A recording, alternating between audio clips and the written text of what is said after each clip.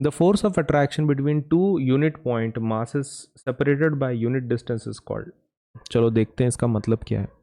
देखो उन्होंने क्या बोला है कि फोर्स ऑफ अट्रैक्शन का वैल्यू क्या होगा, व्हाट विल बी फोर्स, वो तो निकाल लेंगे।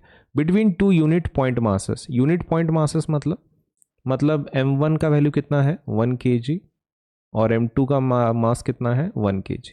उन्होंने बोला ना यूनिट, यूनिट का मतलब क्या होता है कि भाई दोनों का मास कितना है 1-1 kg है, separated by a unit distance. अब यूनिट डिस्टेंस का मतलब क्या होता है, देखो यूनिट डिस्टेंस का मतलब होता है कि d की वैल्यू कितनी है 1 मीटर, d की वैल्यू कितना है 1 मीटर, यूनिट का मतलब होता है 1। तो हमारे पास सभी वैल्यूज हैं, बस फोर्स का वैल्यू निकालो ऐसा बोल रहे हैं। तो let us use formula. Force का फॉर्मूला क्या रहता है, g into m1 into m2 divided by D square.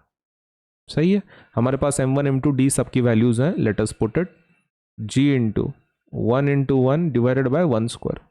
अब 1 स्क्वायर नाम की कोई चीज़ नहीं होती, तो that is g into one divided by 1, है ना। तो 1 वो सब कुछ मतलब ही नहीं है, तो directly we can write f is equal to ji.